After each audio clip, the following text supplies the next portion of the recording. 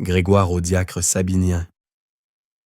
Je n'ai pas voulu écrire 2 lettres touchant la cause de notre frère, très révérend homme, Jean, évêque de Constantinople.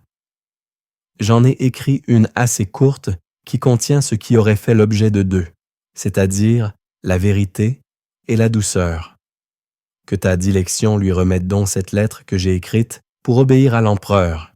Par la suite, j'en enverrai une autre qui sera telle que son orgueil n'aura pas sujet de s'en réjouir.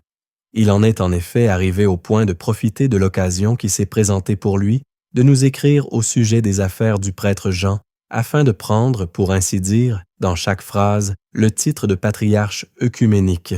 J'espère du Dieu Tout-Puissant que la majesté impériale abattra son hypocrisie. Je m'étonne qu'il ait pu tromper ta dilection au point de persuader à l'empereur qu'il devait me transmettre ses écrits touchant cette affaire, écrits dans lesquels il prétend que j'aurais dû conserver la paix avec lui. Si l'empereur veut être juste, il devra l'avertir de renoncer à son titre orgueilleux, et aussitôt la paix sera faite entre nous. Je suis persuadé que vous n'avez pas aperçu la ruse à laquelle notre frère Jean a eu recours en cette circonstance.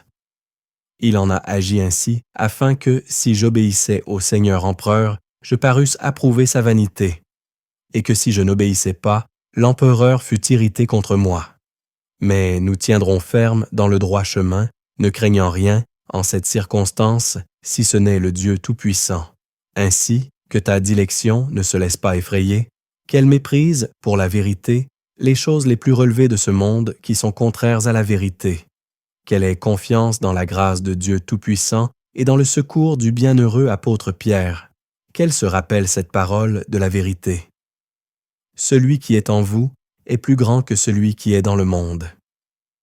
Agissez donc, en toutes choses, avec une autorité supérieure, car lorsqu'ils ne peuvent pas nous défendre contre le glaive des ennemis, lorsque, pour l'amour de la République, nous avons perdu notre argent, notre or, nos biens, nos vêtements, il serait par trop ignominieux si, par eux, les Grecs, nous perdions la foi, car adhérer à ce titre coupable, ce n'est rien moins que perdre la foi.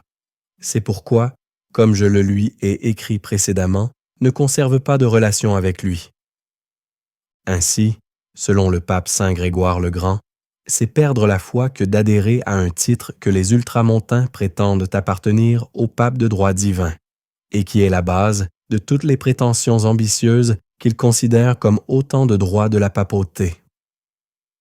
En sa qualité de premier évêque de l'Église, Saint Grégoire devait prendre l'initiative de l'opposition à ce titre ambitieux.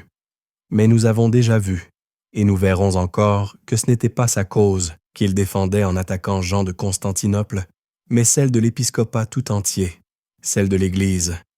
Jean de Constantinople ayant eu recours à l'empereur pour faire autoriser son titre d'universel, Saint Grégoire écrivit la lettre suivante à ce prince.